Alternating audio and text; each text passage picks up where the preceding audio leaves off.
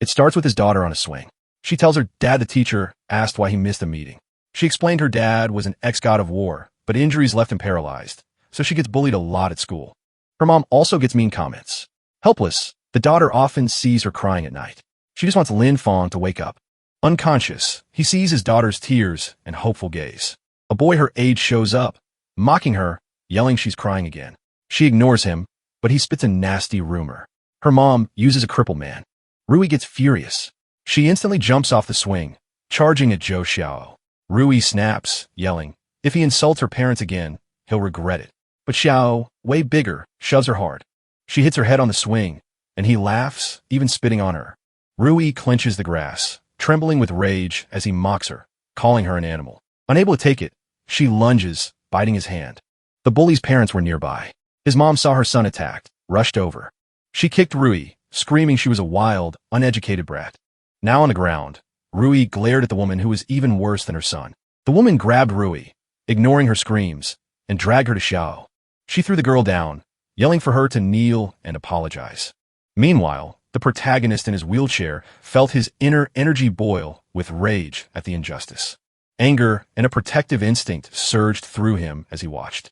Rui couldn't grasp why she should apologize to the boy who insulted her dad. Then Shou's father stepped in. He yanked the girl by her ponytail, forcing her to apologize. Still, Rui resisted. The woman slapped her hard. Xiao and LT, Unk and GT's mother, looking with contempt, asked if she was sure she wouldn't apologize. Even with two adults against her, Rui stubbornly refused to bow.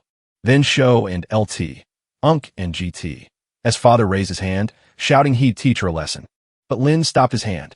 He grabbed the man, demanding how he dared touch his daughter. Lin got his powers back that day. He warned anyone touching his daughter would pay with their head. Xiao and LT, Unk and GT's dad felt tough, but now his life was on the line. Lin wouldn't let anyone humiliate his family. He pinned the man down while Shou and his mom froze. Terrified, the woman tried to help her husband. She rushed Lin, hitting him, yelling to let him go.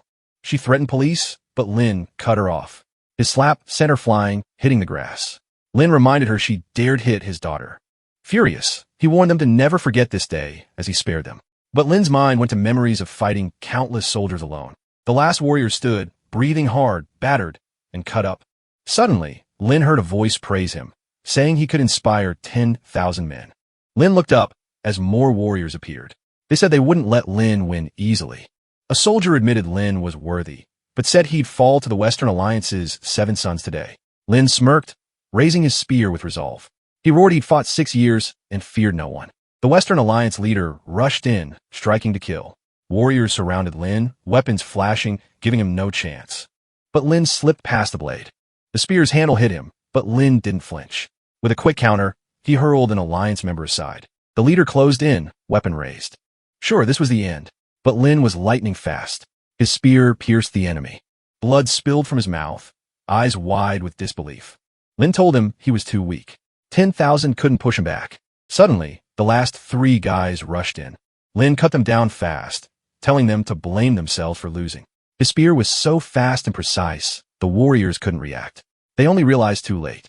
They couldn't stop his crushing blows. When it was over, Lin stood alone again. He thought if he brought order, peace would come home. But the battle took its toll. His body was beat up, eyes heavy. But he couldn't fall yet. His daughter needed a transplant. A voice called. Ray's voice trembled, clinging to his legs, calling for her dad. Lin held her close, overjoyed. She stared, barely believing it was her father. He vowed to wipe out Xiao and LT, Unk and GT's family if they refused to bow. The terrified family quickly obeyed, bowing and apologizing. Ray cried, saying everyone hated her father. But Lin promised her he'd never let anyone harm their family again. She kept crying, heartbroken. No one believed her dad was a hero. He listened, but his gaze shifted, noticing her body wasn't fully recovered. Lin was worried, knowing he had to stay strong for her. The girl noticed his struggle and asked to be put down. He gently obeyed, sitting her on the ground and assuring her she was fine. He stroked her head and told her to come home with him. But Ree revealed the harsh truth. Their grandma had kicked them out and banned them from returning because her mom needed to meet with Uncle's son. Lin frowned, sensing something suspicious. Ree leaned in and whispered for him to pretend to be asleep again. He smiled at her cleverness, agreeing with her plan. He got back in the wheelchair, ready to play along. Ray's screamed dad was like this because the Gases cow family attacked him. She yelled her uncle would finish them. She pushed her dad inside. Xiaoai's parents shook, thinking they'd demand money. Dad and daughter finally got to the door. A blonde woman in the hall glared. She insulted Ray, reminding her she'd forbidden bringing Lin back. Ray hid, but told her grandma they were tired. She snapped, "Shut up," and pointed at Lin, yelling not to call him her dad. The girl stood firm, she'd always call him dad. Suddenly, Ray heard a voice say he'd be honored to be with Shin. A tall man left. Lin's face darkened. His daughter whispered this was the guy her mom told Uncle Sun about. Shin appeared, beautiful and upset. She wanted to think about the proposal. Sun gave her time, confident he'd win her over. He turned and saw a man and a girl. Sun knew the girl was Shin's daughter. He walked over, patted her cheeks, called her cute. Shin's mom told her to walk Sun to the door, but Shin refused. Ray's grandma rushed after Sun, leaving Shin upset. Ree whispered to her dad that this man was trying to steal Shin. Then her mom came over and took Ray's hands. Shin thanked Ree for taking care of her dad. The girl cried, asking if her mom was really looking for a new dad. Shin promised that would never happen. Wiping her daughter's tears, she saw a mark and asked if she'd fought again. Ray lied, not wanting to worry her mom. After that, Shin took the protagonist and her daughter home. Back home, Ree went to her room, leaving her parents alone. Shin sat by Lin, trying to figure out what to do. Lin wondered if Shin knew he was awake. Shin knew he couldn't hear her, but needed to say something. Lin confessed, forced to hide he was awake. Tearfully, Shin stroked his hair, saying Ree was saved because he sacrificed himself. She wanted Ray to have a strong, happy family. She'd even marry Sun if it meant Ree would be treated well. It was a tough decision, but telling him made her feel honest. She stood apologized to Lin, then left. Lin thought about Shin's struggles. Suddenly, a loud knock came from across the room. He wasn't alone. Shin's sister, Jang, came out of the bathroom. She said Lin didn't know Shin was marrying. He hadn't expected her. He didn't react, but was tense. Jang came to his wheelchair, tossed a towel, grabbed his chin, saying a handsome man like him was wasted. A melody played. Greeting her brother-in-law, she took a call. Feet by Lin. He remembered she was naked, but focused on the call. Sun asked if Shin got them. Jean said no, but her sister would be Sun's. Doubtful, he told her to buy anything. That's what she wanted. She demanded a bag and shoes. Sun promised everything for a favor. Jang agreed, then went to the closet. She agreed to do anything.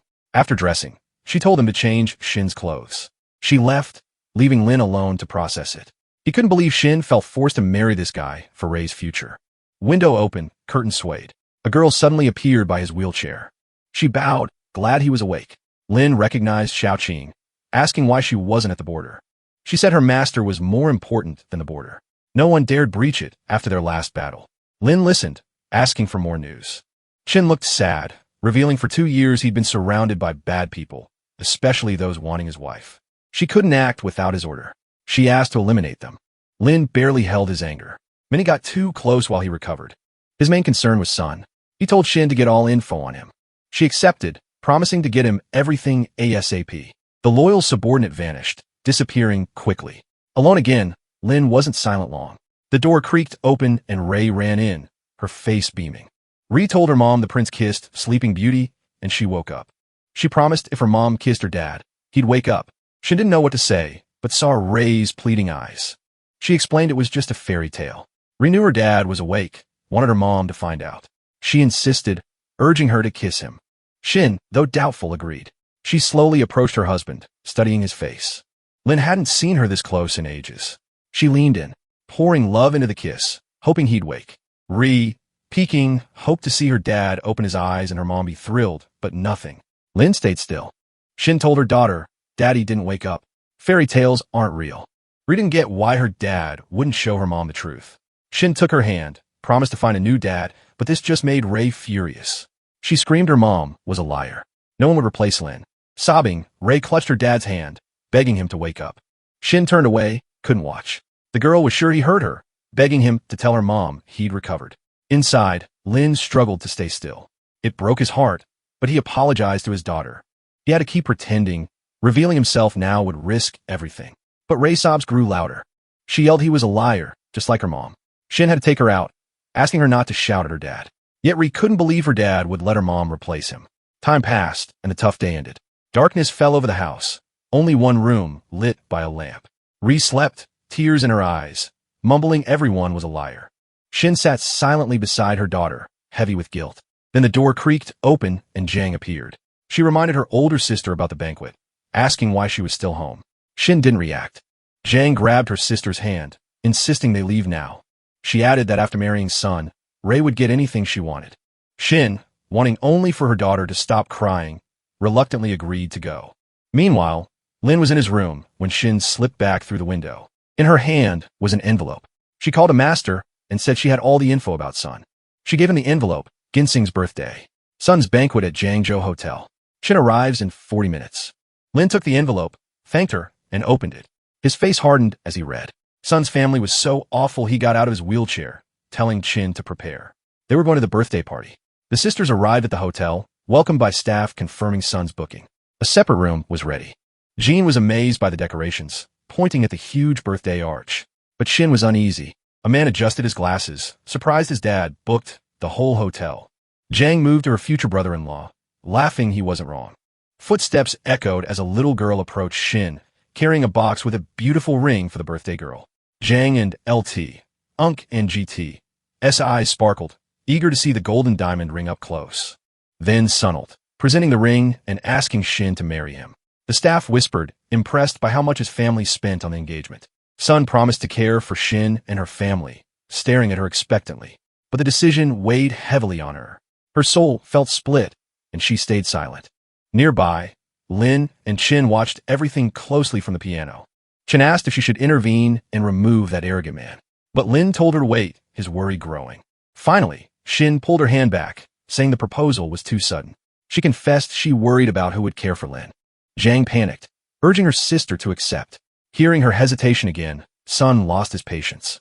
He stood, scolding her for being ungrateful after everything he'd done, renting a hotel and promising to care for her daughter. Jang joined in, pressuring her sister to marry the rich, powerful man.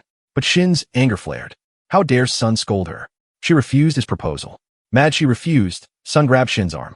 He threatened to wipe out her family if she didn't obey. He said she must obey for her daughter's safety. Then declared it was her wedding day. Guests cheered. Shin had seen enough. Lin, watching, said she knew what to do. Shin appeared behind Sun. She grabbed his hand as he approached, forcing him to face her. Furious, she told him to stop. Guards rushed in, but Sun smiled, waved them off, and ordered everyone out. Sun thought Shin was jealous of his fiancée. He smirked, stroked her cheek, and asked if she wanted a hug too. Guards laughed, calling Sun talented, but Shin had enough. She instantly hit his face, shattering his glasses. Sun froze, stunned, clutching his cheek. His rage exploded. He ordered guards to finish her.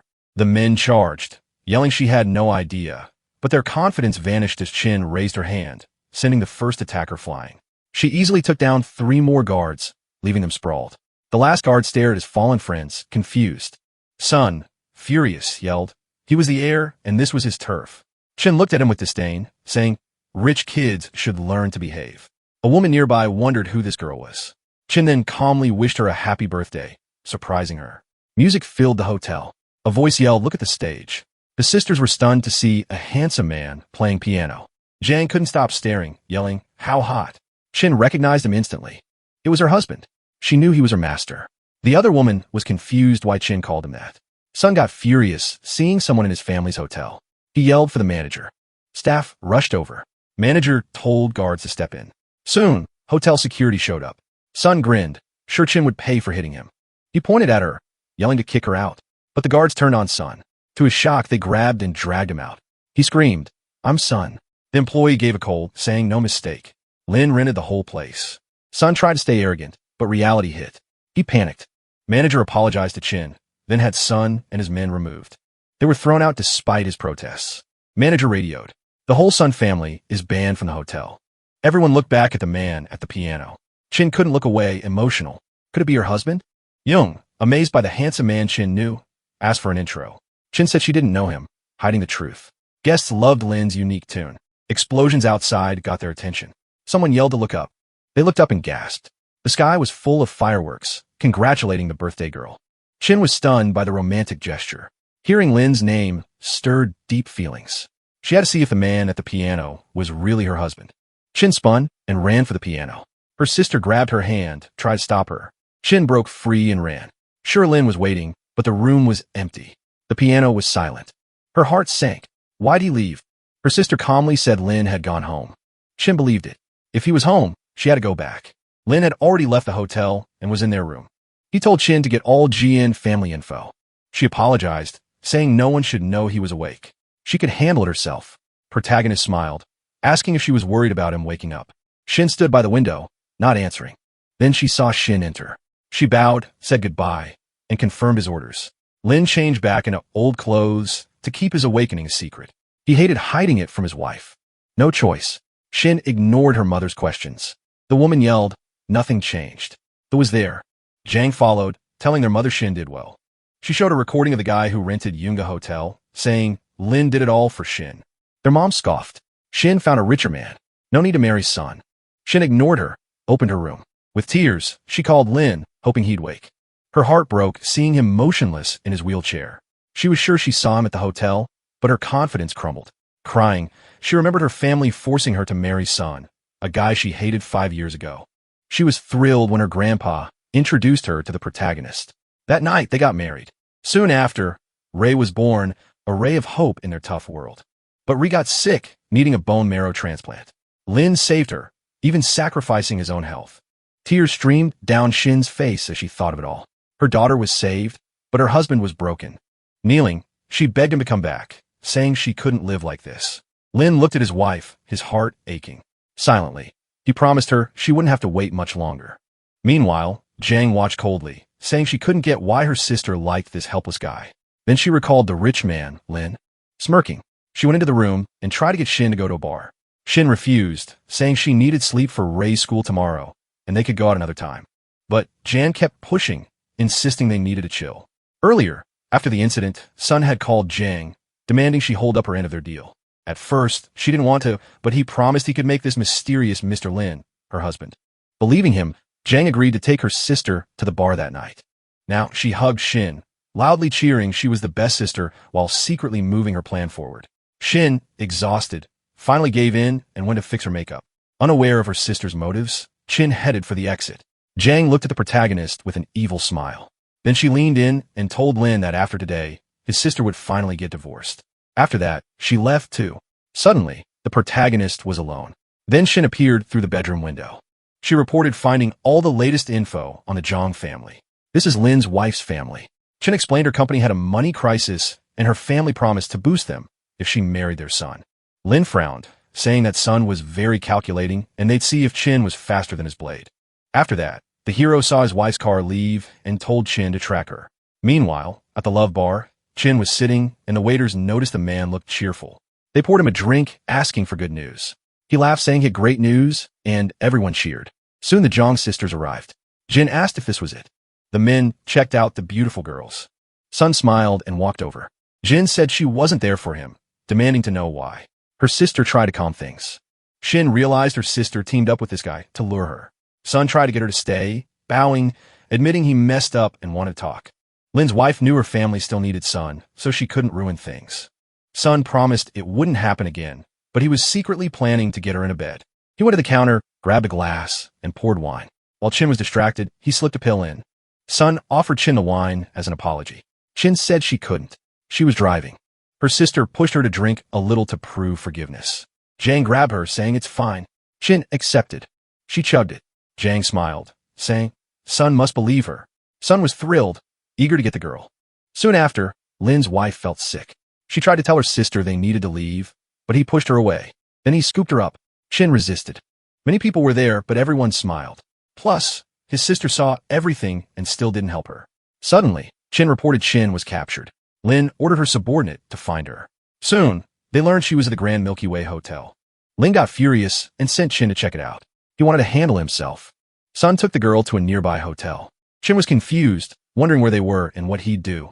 Chin wanted to go home, but Sun ignored her, saying she was drunk and knew what they were doing. He grabbed her chin, telling her they'd sleep together. She wouldn't give up easily, pushing him away. Sun smiled crazily, saying he didn't expect her to resist. He said gross things. Sun grabbed her hand, saying she couldn't escape. His people were everywhere. Lin's wife felt disgusted and fought back, knowing she had to resist hard. She bit his ear. That annoyed him, and he pulled her hair. He yelled she'd regret it. Sun strangled her, mad she wouldn't marry him. Chin could only think of her husband. Suddenly, Lin appeared. Sun didn't recognize him, yelling, wrong place. Lin looked scary, promising Sun's family would be gone if he touched Chin. Chin was shocked her husband was there. Lin punched Sun, sending him flying. Sun looked at Lin, puzzled how a guy in a chair got there. He stayed on the ground, admitting defeat. Now, Sun had a scraped cheek and a black eye. He was sure they were conspiring. This dumb idea angered Lin. Suddenly, Sun stood up shaky, claiming rescue. The guy felt superior and said alike Lin couldn't touch him. He threatened Lin, saying he'd hurt his wife and daughter if Lin touched him. Lin couldn't take it, asking what nonsense this was. He decided to give just a warning this time. Sun took out his phone, promising to expose the real nobody. Lin quickly grabbed Sun's hand. Lin asked if this hand touched Jin.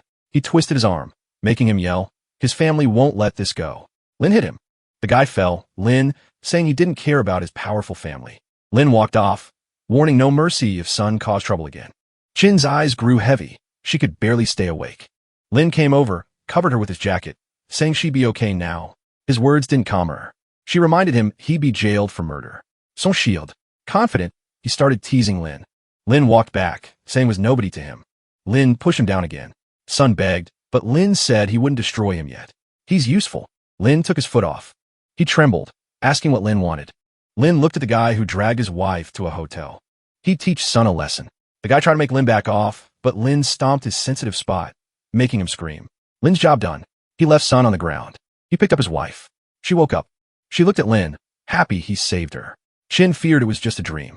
Lin promised it wasn't, apologizing for his delay. He kissed her, then called Chin, saying he'd take his wife home for a check. Chin smiled.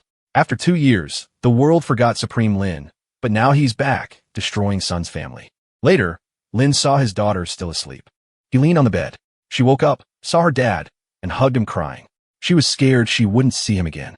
He said he was just tired, and it was time for bed. Mom will be back later. He was leaving, but she grabbed his hand.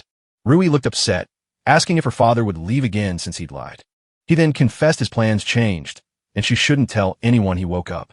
Rui promised not to tell even her mom. So, she and her dad swore to keep it secret. Meanwhile, a doctor reviewed a patient's exams. She arrived at Sun's room, saying surgery was his only option. But the risks were too high. He felt his days were numbered. Suddenly, the doctor said amputation was his only choice. This news made him scream, vowing to make Lin pay. Meanwhile, Shin was sleeping peacefully in her room. Her daughter waited patiently. Then, Shin opened her eyes, realizing she was in the room. She heard Rui's voice and felt dizzy. Her daughter laughed, saying her mom was a heavy sleeper. Shin then remembered last night and looked at her husband. She saw him in his wheelchair, as always. She started crying, thinking it was all a dream, and another man saved her. Rui held her mom's face, telling her not to cry because her dad would protect them. Suddenly, Shin's mother came in, demanding to know who gave her the pill. Shin hugged her daughter, saying someone drug her wine, but she was saved. Her mom turned, ready to confront the culprit, then paused, asking if she meant him. Shin was sure he was guilty. She confirmed it, but her sister called it a misunderstanding. Shin's sister said it was pointless. Shin was marrying him. She had to protect her as she took her to that bar, and no one could know. Mom said Shin was mistaken. Rui got mad, yelling at Grandma. Mom never lies. The old woman threatened Rui, telling him to be quiet. Shin was furious, but couldn't speak. Her phone rang, and she felt fear. Shin called. She didn't know what to do. She picked up. Shin said, "Meet me at my house, or the GN family disappears." The call ended. Shin's mom begged her to admit her mistake and apologized. Shin was upset with her family, but had to accept it. Rui hated his mom apologizing to the aggressor. She thought it was unfair. Soon after, Lind and Rui were alone. The girl asked her dad to tell her mom he was fine. He asked her to push him to the park, saying he'd fight bandits and teach a lesson so Grandma wouldn't scold Mom. That was the main goal. Rui was happy, and Shin reminded her it was a secret. Meanwhile, Shin's father watched his son. His wife cried, saying she couldn't let anyone do this to her only son. The man got mad, saying crying doesn't help, especially since he felt she'd spoil their son too much. He believed Shin had become trash, ruining the family's name over a woman. Shin tried to say he was ambushed. Shin's dad was mad, calling his son useless, but his wife believed Shin, thinking the Jin family was plotting against them. Shin's dad went to the window, saying her ideas were wrong. The Jin family was small, no real threat, even if they had backup. But he still needed to question Shin. Shin insisted Jin's crippled husband beat him. His dad vowed to rip off the guy's arms and legs if he found him. Their family talk was cut short. Lin appeared at their house, radiating a heavy, crushing aura. Lin asked how much trouble they caused to need so many guards. The wife hid, and her husband asked who Lin was. Shin quickly got up, yelling it was Lin who attacked him. His dad saw Lin break in and said he had nerve. Lin eyed everyone with contempt, thinking they weren't worth his wife's apology. Shin's dad ordered his men to grab the insolent guy. Lin smiled, saying his men couldn't stand, but he'd give him time to call more. The dad was furious, vowing Lin wouldn't get away. He told Lin this was his last chance to save his life. Lin, annoyed by the threats, asked if he was so sure. Lin crossed the room, appearing behind the man. He punched the family head who dropped. Lin said he could get away with anything. The wife panicked too. She wanted to shout but covered her mouth when Lin looked. The man got up, vowing to eliminate everyone, no matter who backed Lin. Lin appeared, calling the man trash like his son. Shin watched in fear, horrified that Lin didn't look human. Lin's demonic aura made them tremble. He lifted the old man by the throat, hearing, "Mercy, please." The wife fell at Lin and LT, Unk and GT's feet, promising to pay. Shin knew the company would fail, so he begged to be let go, promising to leave Shin alone. Lin said his attempts to make peace sounded ridiculous. He threw the man aside. Dad was on the floor, choking his wife worried. Lin gave the family a day to apologize to Ian, or else their family would vanish. He warned them not to tell anyone they saw him, or they'd vanish too. Dad heard the boys' terms, his last words sparking fear. The door closed, leaving them alone. Humiliated, the family head wouldn't let Lin get away with it. Furious, he wanted to hire people to end the giant's family ASAP. He got up and started making calls while his wife checked the hallway. But instead of giving orders, he got bad news. Investors pulled funds. Banks stopped loans. His phone dropped. He didn't get how his huge company failed in one day. Son, wrapped in a blanket, asked his dad what to do. But Dad was lost in thought about Lin's origins and how he did it. Son also didn't get how this was possible since the giant's family needed his money. Dad threw the blanket away, shouting his corporations were his life's work. Son needed to take the money and apologize to Shin. Son couldn't believe his own dad was forcing him to apologize. The man was so furious, he shook Son, yelling that if the girl didn't forgive him, he'd destroy him. Meanwhile, Shin's mother came out and told her to agree to all of Son's family's demands. Otherwise, they'd be screwed. Shin didn't feel strong enough to argue, so she agreed. They walked to the gate, her mother wanting Shin to look more friendly. They didn't get to leave because outside the gate was the young master's son. He was sitting on his knees. Shin's mother tried to lift him and convince him it was her daughter's fault. But Son threw Lee's hand, shouting it was his fault and begged her to forgive him. Shin thought this was some kind of trap. The boy grabbed her skirt, begging for forgiveness and promising he'd never bother her again. Shin was disgusted, saying she'd only forgive him if he never bothered her again. Son cried happily, promising he wouldn't. His reaction surprised her. She didn't get why. Along with apologies, he gave $1,000 check for compensation. Lee quickly took the check. Shin said she didn't want to see him, and Son left. Lee asked Shin who helped her with Son's powerful family.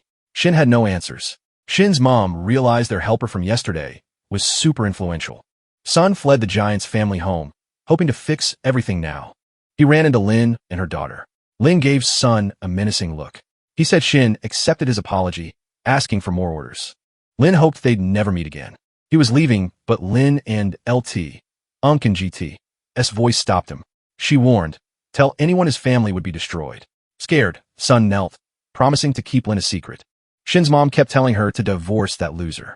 Plenty of good men exist. She manipulated Shin, pushing her feelings. Ri came home with her dad and found her. Shin was surprised seeing her daughter and Lin. Ri took her dad to sunbathe. Shin immediately hugged her daughter, praising how smart she was. But the old woman scoffed. The girl whispered to her mom that her dad dealt with the bad uncles. But that was their secret. Shin looked at her daughter, shocked, but then she laughed, promising to take Ray to school alone. Later, Ray got ready and saw her dad before leaving. Lin was happy watching his family, even like this. King came in as the girls left. He asked the woman to take him out to see his daughter off to school. Then Ray wanted her dad to pick her up. Shin promised a reward for being good. Xiao and LT, Unk and GT's family was at the school gate, smugly blocking the way. Shin hugged her daughter tight, ready to defend. Why are you here? He pointed to his forehead, blaming Lin. This time they won't get off easy. The woman demanded $200,000 for damages. She grabbed Xiao, saying the kid was scared, hadn't eaten, and lost weight. Xiao and LT, Unk and GT's father wouldn't back down. Shin quickly replied, that's impossible. Since Lin was in a wheelchair, the man yelled that he'd finish off her ex. Ri ran up, shouting she'd call her dad. Suddenly, The man felt Lin's scary aura again. He didn't want another beating, so he grabbed his family and ran. His wife didn't get why they were running if he promised to deal with the disabled guy. But the man had a bad feeling, telling himself he'd get another chance later. Shin leaned over to her daughter, explaining she had to go. Soon, Principal Yang appeared, needing to talk to Shin. She had no idea what he wanted to discuss. Yang suggested they go to his office to talk. The girl thought it was about her daughter. They finally got to the office. Yang then said Ray's contract ended this year, and they needed to discuss next year's plans. Shin was confused as they agreed on 2 years, but only 6 months passed. The director hesitated, mentioning few spots and no reservations. Shin reminded him she'd paid $50,000 when they made the deal. The man sat down, explaining $50,000 was just a down payment. Shin was annoyed she'd paid for the first year of study. The director just laughed. Sure, she'd fallen for it. Then Yang said he could help get a spot. First, pay him $1 million plus commission. He knew this wouldn't work for Shin. She didn't have that money. Shin was ready for option 2. Yang put her feet on the table, saying she knew about Shin's husband. She hoped to skip explaining option 2. Shin got furious. She slammed her hands down, calling him disgusting. Yang adjusted her glasses, saying her daughter couldn't attend. Shin wouldn't fall for his schemes, deciding to send her daughter elsewhere. Yang got annoyed, saying no prep school would take her without his okay, so Yang shouted the girl would come back tomorrow begging. Ching told Shin the school was good, and she paid a lot for her daughter. Suddenly, something caught his eye. He saw his wife running away in tears by the exit. He knew something went wrong in the principal's room and decided to check. Just then, Aisha's dad showed up. Young got nervous. He tried to act happy to see them, but he just didn't want to ruin things with Zhu, who was super rich. They quickly said they wanted a girl out. The principal realized they meant Rui, saying she'd leave at semester's end. The family wasn't happy. Jay promised $1 million if she left now. The principal promised to fix it ASAP, happy to make a fortune. Just then, the door burst open. Everyone looked at Lin. The director didn't know him, so he tried to flex. Just seeing Lin made the couple shake with fear. They knew him, but Yang ignored it, asking what this guy was doing here. Joe got another hard slap. His wife knew they were done. The director got nervous, but still tried to kick Lin out. He failed and got scared when Lin promised to cut out his tongue if he spoke again. Lin then turned to Joe, asking why he stopped swearing. Lin pinned the man's hands, warning that if he touched his wife, he'd lose his own. Lin then gave the woman a look, and she knew she was in trouble too. The woman knelt, admitting their mistake. Lin let them go, but they must leave today. The director didn't get Lin's power. The family agreed and left. Lin sat down, telling the director to explain why he targeted his daughter. Only then did the director realize this man was Ray's father. But the director thought he could threaten Lin. He said he'd keep Ri if Lin's wife slept with him. Lin irelte unkirete angerboidet. He kicked the man, breaking his glasses. Yang lay on the floor, holding his face. He was shaking, shocked. He pulled out his phone, yelling he'd make Lin pay for it. He couldn't call anyone. Someone else burst in. The director hoped for help, but his boss's face showed anger. The owner found out what the principal did, asking about his power. He knew what he told Lin's wife. Yang couldn't believe he was fired. The boss, not wanting trouble, fired him. He told Yang to leave town. The headmaster felt defeated, not getting how a nobody ruined his life. The boss shoved the ex-principal, telling him to apologize to the master now or else. The boss apologized to Lin, promising to fix things fast, but Lin wasn't impressed. He could handle his own issues. The boss saw the ex-director was quiet and said he wouldn't save him. Yang then apologized. The hero told Yang he was wrong to think money and power could control people. Now he'd have nothing. All he could do was beg. The boss agreed it was deserved, promising Lin's daughter better schooling. He was happy the mayor called in time, saving his life. Lin asked everyone to keep his appearance a secret. The men promised to stay quiet, but this showed someone knew about his awakening. Shin walked thinking all her problems hit today. Her younger sister showed up asking if she was going to the company. Shin needed $1 million for school. The younger sister blamed their low status and mentioned son, making the wife furious. She walked away, saying they cut ties. Jang heard about Shin's mysterious boyfriend, suggesting he could help. Shin told her to stop talking nonsense. Young thought her sister was stupid for staying with a nobody, not someone influential. After their chat, Jang left her sister to handle problems alone. Later, Young met Sun at a cafe. She saw he looked sick. Sun got mad, fearing Jang would hurt him. Jang didn't get why he was mad. She just wanted to remind him to keep up if he wanted her sister. Sun smiled, saying she wanted him dead. Jang remembered his competition and thought he was the best. Sun thanked him, looking scary. Jang decided she didn't need to be by his side. Since he gave up, she left. Sun saw Jang leave, then called his friends about a good job. Jang walked on, surprised the young hare gave up so fast. Jang was bummed she wouldn't get her bag. Two guys followed, but she barely noticed. The guys eyed the girl, thanking Sun. They promised fun with Jang. Then they popped up laughing, asking if Jang was alone. Scared, she didn't know what they wanted. The guys checked her out, laughing they wanted her. King asked if he should save Jang, but he decided to teach Jang a lesson. Lin knew she'd do anything for money. Still, she was his wife's family. He'd see if she needed his help. Meanwhile, the guys dragged Jang to an alley. She begged to be let go, offering cash. Sun paid them so they wouldn't waste this chance. Jang heard Sun's name, confused why her helper would hurt her.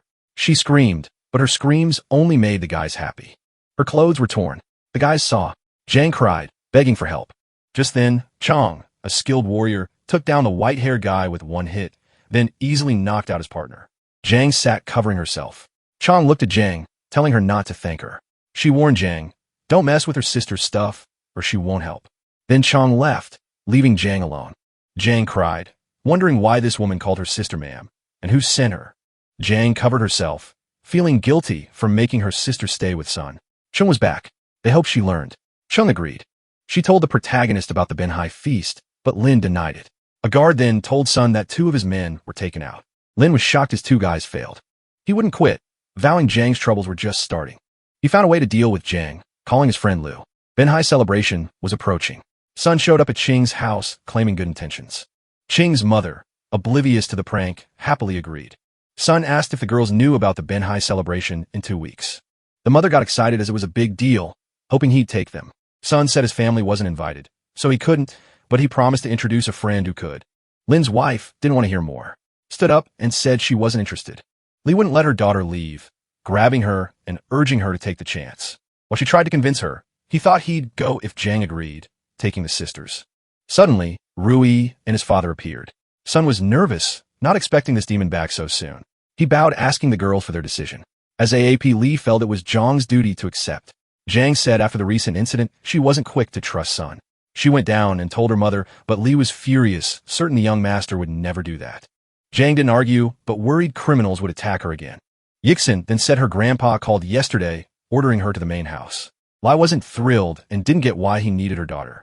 Sun replied she didn't know details, but felt they needed to leave quickly. The Jang family's main house was way bigger than their country home. Grandpa grumbled at the head of the table about no celebration invite.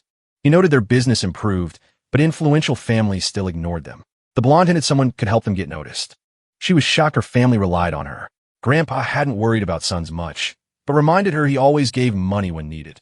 The old man crossed his arms, asking for a favor. She thought Grandpa was joking, having no idea what she could do. The blonde guy sneered, asking if she wouldn't help. The cousin said Sun was playing dumb. Sun knew she couldn't fix a problem the family head couldn't. But the old man explained an influential person was interested in her and could get them to the party. Sun got anxious, saying no one would want her, not with a kid. The cousin smirked, saying she should thank her. The uncle also joined in.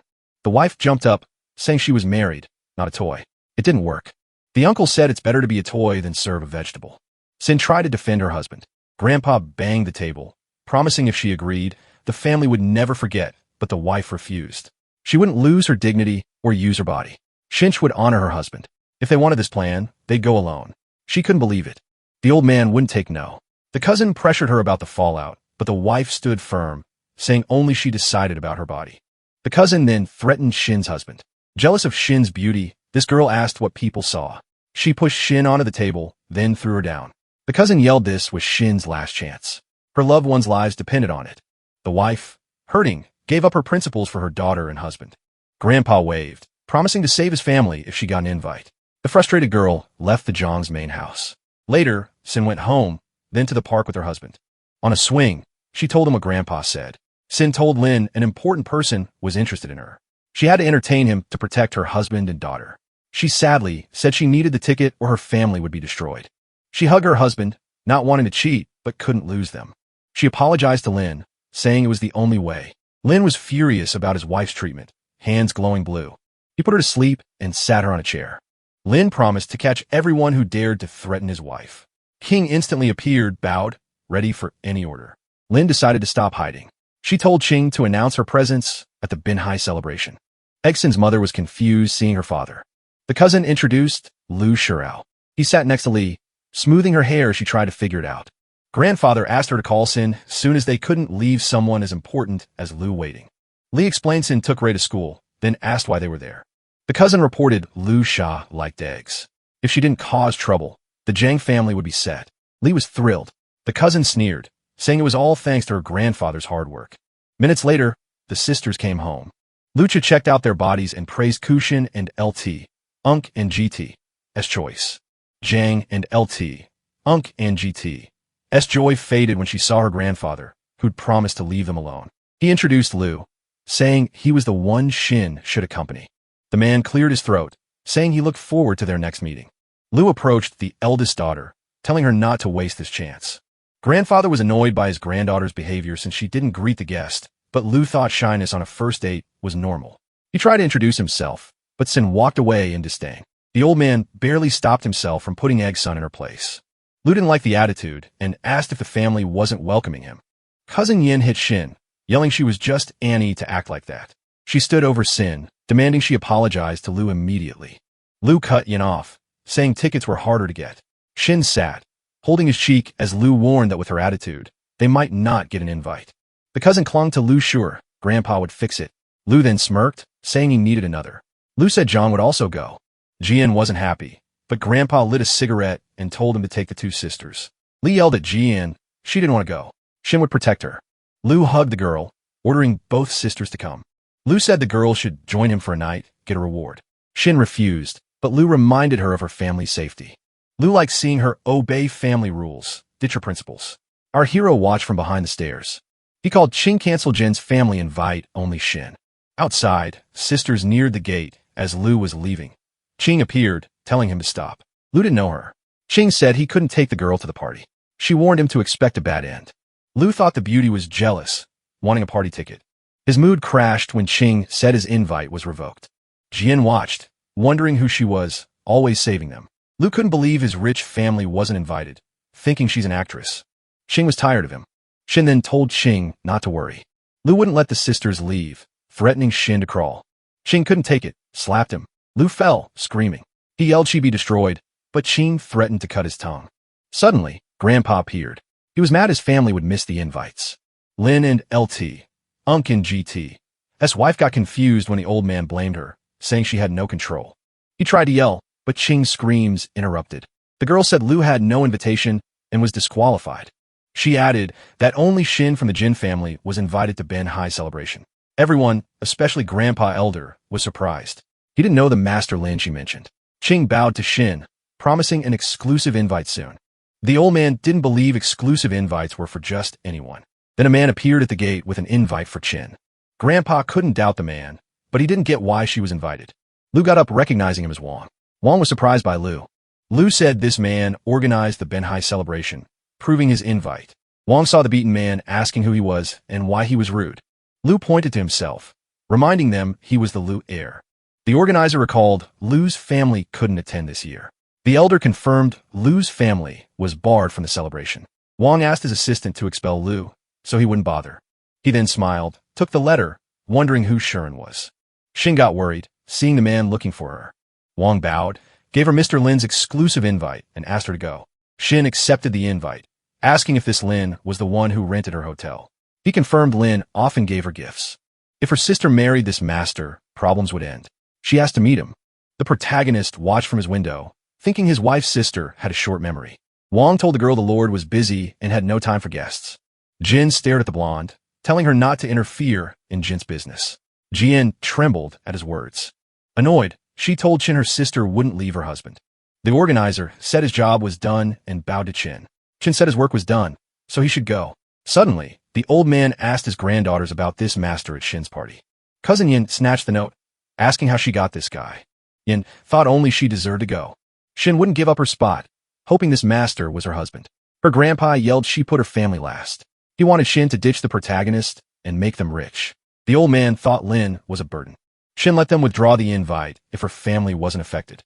Yin was happy, thinking Yin Jin wasn't worthy. The protagonist and king watched. Lin and LT, Unk and GT. S servant really wanted to teach them a lesson, but the hero stopped her, promising he'd make them regret it later. Just then, King's phone rang. The principal called, saying Rui was sent to the hospital. Lin heard her daughter passed out, and told Shin to drive immediately. Minutes later, they arrived at Benhai Central Hospital where Rui was brought. The doctor checked the test results. Chin and Lin rushed in asking how Rui was. The doctor said he ruled out other issues and found an old disease relapse. Lin sat on the bed, asking if a bone marrow transplant could save her again. The doctor suggested inviting Dr. Li first. The protagonist was shocked Dr. Li was in town.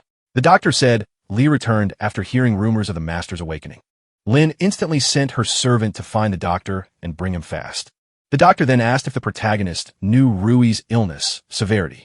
Lin replied he was too hurt back then to understand Rui's condition. The doctor revealed 2 years ago, Rui awakened both imperial and royal bloodlines. That's why she fell into a coma. The protagonist was terrified, unable to believe it. But Dr. Li showed up, saying not to worry.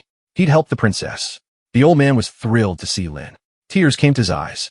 The men in the room felt awkward just looking at each other. The god of war got back to the main topic, worried about his daughter's blood. Royal and imperial bloodlines don't usually appear together. Dr. Li says only 3 people have both bloodlines. The protagonist knew he had both and another boy in the capital, but he wondered who the third person was, someone he'd never heard of. Li paused dramatically, then revealed Rui was that third person. And the doctor's aura flared around her. The protagonist didn't like it and yelled Qing's name. The girl subtly moved behind the old man. Qing held his palm near his neck, asking the master to explain before touching her. Li said Lin's royal bloodline was personally forbidden years ago, so it shouldn't affect his daughter.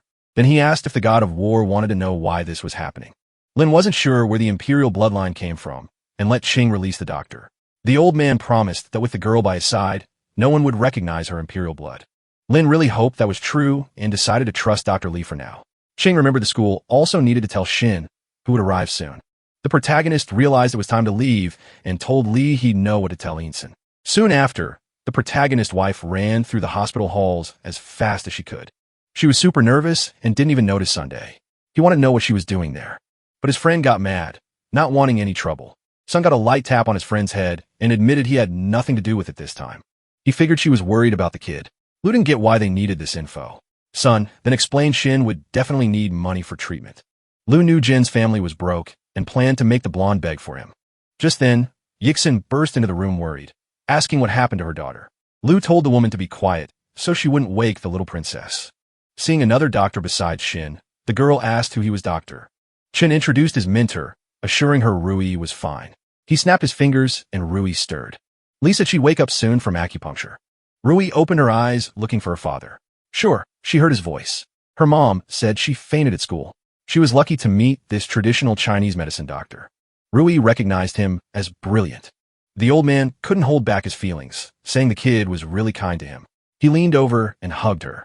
Shin worried she couldn't pay the doctor since her family wouldn't give her money. The man noticed and said he wouldn't charge her. He came in, Mr. Lin's name. Rui then realized she wasn't imagining things. She really heard her father's voice. Shin quickly asked who Mr. Lin was and why he always helped her. Well, I couldn't spill the secret, just saying Lin is the Southern Border Supreme Lord and she'd find out when it's time. The doctor put the girl back in bed and gave her mom a business card, telling her call if needed. Since Rui was awake, he knew she was okay and left the infirmary. The girl called her mom, confessing her dad invited Dr. Li, and she heard his voice while sleeping. Shin usually didn't believe Rui, but agreed, hoping Lord Lin was truly her husband. She'd never met this unknown man, and Lin's personality would explain a lot. What really bothered her was that he didn't directly tell her he'd woken up. Rui noticed her mom was deep in thought, and it seemed to bother her a lot, but her mom pretended everything was fine. She winked at her daughter, saying they'd go home. Suddenly, Dr. Chin stepped in, saying the little princess needed a few more days of observation. Shin worried about leaving Rui alone at the hospital, but her daughter seemed excited, promising her mom some alone time. So Rui stayed at the hospital, waiting to recover. Meanwhile, the protagonist was still at the hospital, asking a subordinate if she'd found info on the Jin family head. King quickly found something strange. The girl reported that everyone in the family was ordinary people, but Shin's father had something different. Protagonist recalled that he met his wife's father only once, and soon after he ended up passing away. The subordinate confirmed the information and said that she discovered rumors that believed he was not the heir. Lin became interested in this information and realized that if this was true, then the status of his wife's father, it is in question. Li said that with the help of his position in society, he was able to discover that the emperor had light-haired heirs. This fact could mean that Shin's father was a descendant of the emperor, but it was impossible to know for sure. The old man admitted that he wanted to accept the princess as a disciple. Lin allowed the man to teach the girl how to control her abilities and asked him what else he needed. So, Li asked Lin to allow him to enter the Binhai celebration. He really wanted to see Lin return. Meanwhile, Shin had no choice and had to leave her daughter at the hospital. So, she asked the girl to listen to Dr. Chun and promised Rui that she would definitely come after work. The mother assured her that everything would be fine and then said goodbye. Suddenly, Chun receives a call from her cousin. The protagonist's wife didn't understand what more she could want if she already took the invitation. Yin ordered the girl to go to the company. Now, after half an hour, Shin went to the office. When he approached the finance department, he heard loud screams. Yin was inside with a cup of coffee and shouted furiously at the employees, asking what they were doing there. Shin didn't want to see his cousin, but she needed to find out why they were looking for her. The girl turned to Shin and was surprised that she was asking such stupid questions. Yin said that Shin was a financial manager and was away from work with the company in crisis. Then she threw coffee at Shin, but the woman managed to dodge and remembered that she had asked for time off today. Yin didn't believe it and promised to deduct half a month's salary and added that next time she will throw it away. Shin tried to argue, but it was no use because the girl believed that her company was in crisis because of people like Shin. The blonde did not consider that the crisis was on her shoulders and remembered that all accounts go through Yin. The cousin realized the accusation and ordered the company to get out of the crisis in 3 days or Shin would be fired. The time was extremely short and Shin thought that Yin was joking, but that was not the case. The cousin repeated that she would fire her if she failed. Yin felt good, thinking Shin couldn't handle it. Meanwhile, Sun in his office, like Lu Yu, was tired of waiting, but Yin promised no issues with Shin this time. Lu was eager to know how he'd get ahead of Shin. Sun smiled, sure they'd win this time. But Lu couldn't relax. This wasn't their first plan. Sun said he had a plan B. If plan A failed, Sun questioned Yin, making her worried. She promised not to tell anyone. Yin winked, and the men thought the giant's family genetics weren't fair to her. Lu wanted to know Sun's plan, wanted to be ready for anything. Sun said Shin has 2 important people, her daughter Ri and her husband, Lin. Meanwhile, Lin went to Rei's room, asking if she'd be Dr. Li's student. Ri asked if he'd teach her to heal. Lin looked at Ri lovingly, about to explain what Li would teach. But Qing showed up, reporting Shin's company troubles. The Zhang family planned to take their house to cover losses. Lin asked if someone was behind this. The subordinate said Lu and Sun were seen in finance. Ri worried for her mom, but Lin assured her he'd handle it, telling Ri to recover. Qing waited for orders, asking if she should grab Lu, and Sunday Lin decided they'd deal with him later. For now, focus on Shin. Meanwhile, Shin sat in her office for hours, stumped for a solution. Turns out, all company partners pulled investments, and the bank denied a loan. Shin was super worried. Only one day left to fix things. Her thoughts broke when someone walked into her office. Nonak, Sun, following his plan, showed up during her tough time. He acted chill, saying he'd come to nobly help. Shin got up, refusing Sun's help. She told him to leave. Sun reminded her family was homeless, but she wasn't swayed. He claimed to always help, then said he'd leave and walked out. He told her if she wanted his help, she had to be at the hotel by 9 a.m. Shin got mad and yelled she'd never deal with someone so shady. He didn't argue. He'd wait for her tomorrow. His wife realized her cousin and son set this up. Shin's mom was looking through papers. Why was company stuff sent home? Daughter said Jan would take house. The woman was furious. Problems kept hitting her family. She thought her daughter would ask Lin for help. No problem. His wife said she'd never seen him. Li always blamed her daughter for family problems. Shin didn't want to disappoint her family. Wang's didn't reply, so she had to ask Sun. Meeting day arrived. The time was near. His wife got to the hotel and found a room. She went in, yelled for Sun, but the guy by the window wasn't him. She didn't notice. Wang left the window, greeted her. Shin saw Wang, thinking he was plotting with Sons to ruin their business. He told the blonde it was a misunderstanding, then gave her a check. Wang said Lin would handle everything, changing the Sun card number. That's why he was here. Shin was so happy and grateful to the person who saved her. Wang then left. He got serious, telling the protagonist his wife's problem was solved. Lin would punish the offender. Lu was elsewhere. Lu was mad. Ixen hadn't come. He admitted she was tough. Lu's phone rang. Yin said he could kidnap anyone. Lu heard a knock, ran, expecting Shin, but at the door, he saw a different girl. Qing kicked him hard in the face. Lu flew back, hit the table, dishes crashed. Qing broke his lip. Lu didn't get why this strange girl kept bothering him. Qing didn't answer. Surprised the guy looked so familiar. The protagonist introduced himself as a veteran soldier known as the South Supreme Leader. Lu trembled, wondering why he helped Shin. Lin, his wife, pushed Lu down. Lu doubted a disabled person could be the leader. The protagonist gave off a powerful aura, saying he didn't care if Lu believed him. He grabbed Lu's collar, lifting him. Lin felt Lu needed to pay for this. Lu didn't believe the protagonist would dare, as he was a rich heir. But Lu was wrong. Slammed against the wall. Injured, he no longer doubted the protagonist. He begged for forgiveness, offering any money. Lin asked if he looked like someone who Qing watched, smiling as his master made Lu pay. Lu's arm was broken, his body aching. The protagonist stopped, calling a warning. Lin warned Lu he wouldn't be forgiven next time. The hero left, told to keep his identity secret. Walking the hotel, Qing asked if Lin was afraid. The protagonist promised Lu's family would be wiped out if they tried anything. Suddenly, Chining and LT, Unk and GT's phone rang, pausing their talk. She was terrified when Dakshan reported the princess kidnapped. Lin freaked out at the news.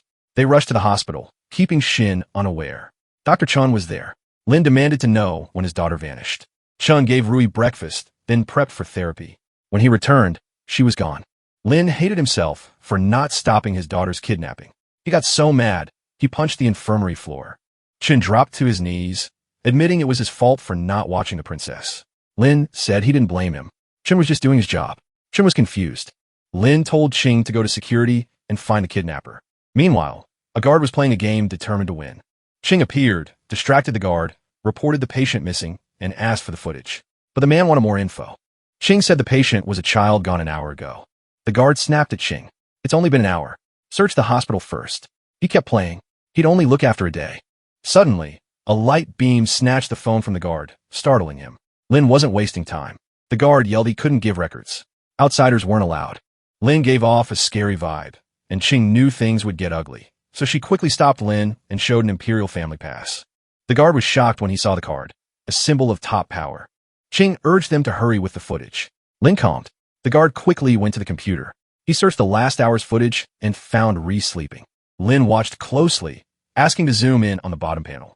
The footage showed a man in a white coat picked up the sleeping girl and took her. The guard saw the kidnapper's outline, and it looked familiar. Lin heard this. The guard said the guy looked like a hospital intern. Jiao Gangqing hadn't seen him. The guard said Jiao wasn't popular. Got in through connections. 2 days ago, he asked about hospital cameras. This complicated things. Lin started losing it again. He gave Qing 5 minutes to find Xiao Gang. She didn't argue, just left to obey. The guard felt the tension, worried he'd messed up. Lin's dark mood was clear, so he kept his distance. Lin sat down, wondering if imperial family members were always so terrifying. Qing quickly got Xiao, bringing him to the office. Qing threw him at Lin's feet. Her people caught him sneaking around the hospital. Xiao claimed he was a doctor and belonged there. Lin demanded to know where he took the kid. Xiao played dumb, saying he didn't know. Lin lost patience, pressing his foot on Zhao's shoulder until the ground cracked. He kept pressing until Zhao's right hand was flat. Qing and the guard watched. The guard was nervous about Lin's cruelty. The kidnapper couldn't take the torture, admitting he was hired. Lin was happy. Now he could stop holding back. Lin got up and hit Xiao hard. It didn't seem strong, but Shirao was badly hurt, spitting red. Lin didn't let him breathe, stepping on his chest. His leg pinned Xiao down. Xiao tried to fake passing out. Qing saw through it, asking Lin to let her make him spill. Lin wasn't wasting time. The young doctor knew he had one shot to survive, so he promised to tell all and said where Rui was. Xiao, barely speaking, said he put the girl in Sun's car and took her home. Lin wasn't surprised. Now sure Sun was finished. Xiao said Sun forced him to kidnap the girl, then begged to be let go. Lin felt the guy made a huge mistake. Just killing him wasn't enough. He told Qing to handle the body, then follow him to Sun's. Sun's place was quiet. Rui tied up screamed at her uncle to free her. She was sure police would arrest him. Sun laughed, saying no one would raid his powerful family without proof. Sun was disgusting, blaming Shin. He felt the girl must pay for ruining her health. Sun pulled her cheeks. The girl said her mom was innocent. Rui fought sure her dad would save her. Sun hit Rui's forehead from mentioning Lin. He said that garbage caused his pain. Rui cried loudly, then heard glass break. Lin appeared behind Sun, hitting him.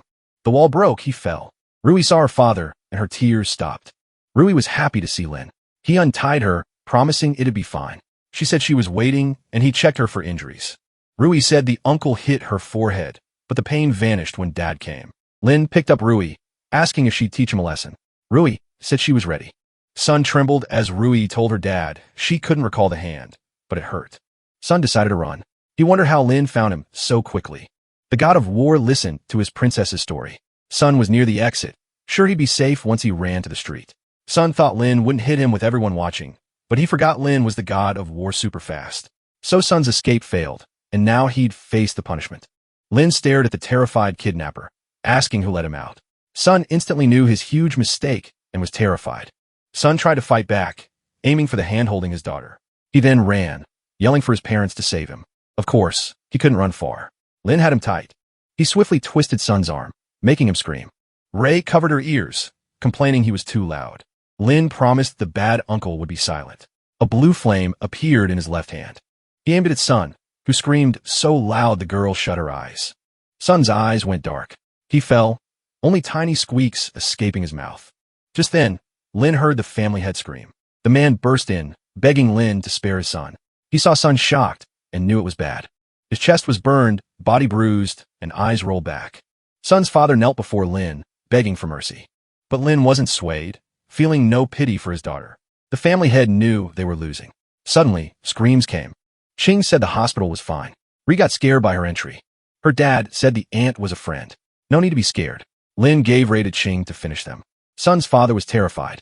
Ray held Ching, wishing her dad good luck with Sun. With Ray gone, Lin could unleash his power. Eli remembered he'd been kind. The family had tried to bargain, but the god of war said he had no right. Sun tried to back away. His pleas were useless.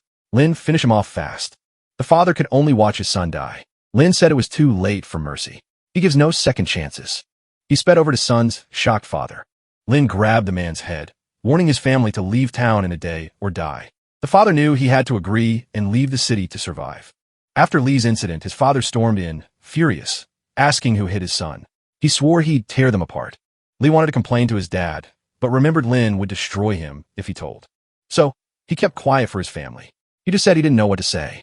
His father got mad, slapped him, reminding Lee they owned the city. Lee wondered if the giant's family was stronger, so he hid Lin's identity. His father called him weak, his story useless. An investigator was hired. Suddenly, a man appeared, saying he'd linked the culprit to the Jay's family. The father was ready to destroy them all. He saw the investigator wasn't leaving, assuming more news. He was right. Sun's killer was the same one who beat Lee. Lee was terrified, fearing he'd be next. His father thought Sun's family was weak for not handling the giant's family. Consumed by revenge, the man planned to deal with the giant's family on Ben High night. Shin picked up her daughter from the hospital. His wife came in with a cake, asking about Rui. To her horror, her daughter was gone. She called her daughter. No answer. Terrified, she feared the worst. The cake fell from her hands. Shin then heard her daughter. She ran to Rui asking if she was okay. Rui lied, saying her dad took her. Shin warned her about strangers. Shin got nervous when Rui said Lin took her. She thought her husband was home the whole time.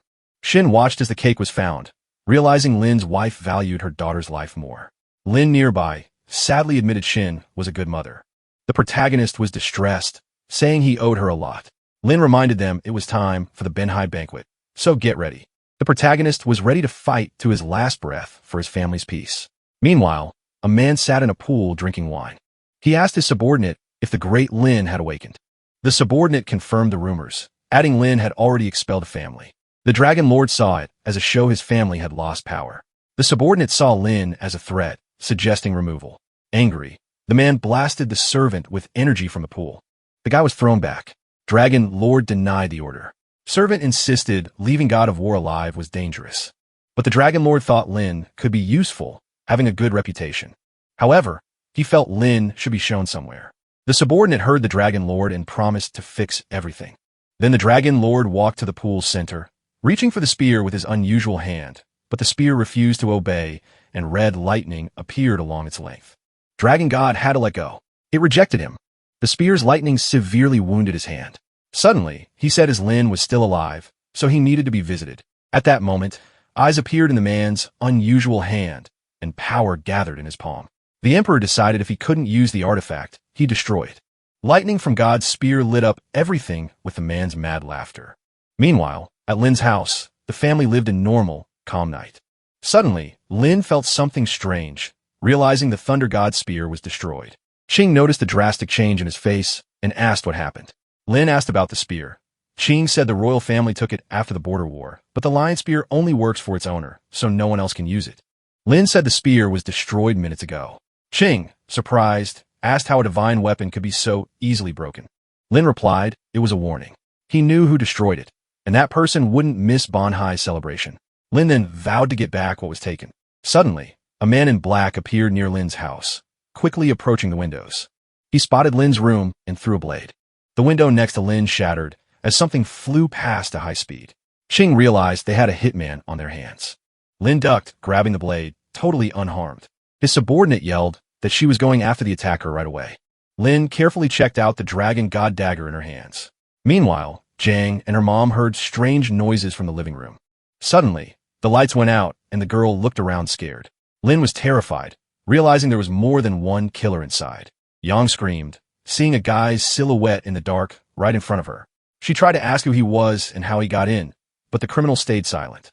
Wearing a mask, he stared at the girls, saying they'd pay with their lives for covering for the wrong person. Then a small purple ball formed in the criminal's hand as he got ready to attack.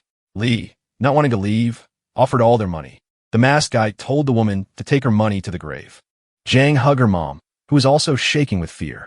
After a few tense seconds, the girl saw a man holding the criminal's hand. Lin called out his actions and twisted his arm a bit. Lin didn't get why he'd attacked defenseless girls. She was going to protect the Zhang family, even if she didn't like them much. Then, a blue lightning bolt appeared in her hand. The criminal still had a free hand and gathered his power into a fist. The men attacked, trading blows. The mercenary just laughed, ready for more. He thought Lin was weak, having fun. Soon, the masked boy pulled a knife. The door opened. The bandit asked Lin if it was his family. Lin reacted fast. When Xin and her daughter entered, it was empty. Xin saw the girl scared. Jiang asked about her sister. Xin was surprised they were in the dark. She turned on the light. Seeing the mess, she asked, horrified what happened. As mom recovered, Jiang said they were attacked, but saved. The savior looked like Lin from Oxen's birthday. Ri ran in, yelling, his father saved them. Grandmother was disgusted, thinking the protagonist was trash. Meanwhile, the hero dealt with the criminal, then looked at the golden dagger. Qing appeared, regretting the bandit escaped. Lin said that's not important, asking her to look at the dagger. His subordinate recognized it as the Dragon Lord's award. She added Binhai's celebration move tonight, confirming her suspicions. Lin told Qing to tell Wang to get Axon for safety. The protagonist realized they planned something against him at Binhai's celebration. Then Qing said goodbye and left. Just then, the bedroom door burst open. His happy daughter ran to the hero. Sure, her father saved her aunt and grandma. Her father told her so, praising her smarts. Lin held the girl, asking how she'd feel if her dad wasn't exactly a hero. Rui smiled at her dad, saying he'd always be a hero if he protected her and her mom. Then Axon entered, telling his daughter not to bother her father. She took Rui, agreeing to let her father rest. Axon really wanted Lin to wake up. The phone rang. Axon picked up, heard Wang, and asked what's wrong. Wang said the celebration moved up. She'd be picked up tomorrow. Axon thought she had no invite, but Wang said it was just paper, and she was a respected guest. Rui was happy and apologized for the trouble. Axon stroked Rui's head, asking her to take care of Daddy tomorrow. Rui was happy to stay with her father, feeling safe by his side. Soon, Binhai's celebration night arrived. The huge place was lavishly decorated. Lin didn't get why Axon was so upset. Axon worried about her family, especially after their house was hit.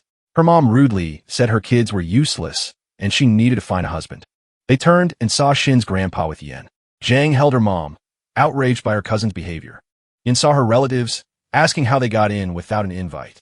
Jiang yelled they were Lord Wang's guests who brought them personally. Yuan's friend was struck by Yang's beauty. Yin tried to impress.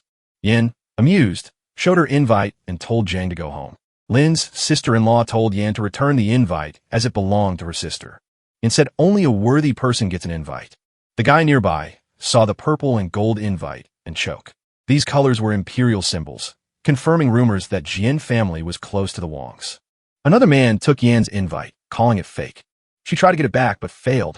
He noted her joy was short-lived. Yin was annoyed a stranger called her invite fake. The old man told Yin to watch her mouth, then introduced Zhou. Yang got anxious, realizing an important person was nearby. A family member wondered why scum like the Jan family were at this party. Her anxiety vanished, replaced by anger. Grandpa stopped Yin. He bowed, apologized for being rude, and said his family was ready. The man smiled, hearing the giant's head. Zhao rejected the invite, blaming them for beating Lu. He yelled he wanted an apology, but now he'd act on Lu. Jian didn't get it, saying they did nothing to Lu. The girl eyed Yin, suspecting her. Yin grabbed Ixin's hand, accusing her of hurting Lu to win her. Xian denied it. She knew nothing of the beating. Lu's dad didn't believe her, demanding she tell all. Otherwise, the Zhang family must leave tomorrow. Wang appeared, stopping the fight. Behind him, protagonist daughter, King Wang wouldn't tolerate quarrels. Louis saw her mom and called out, waving happily. She said Dad had a surprise. Zhou eyed the newcomers with disdain.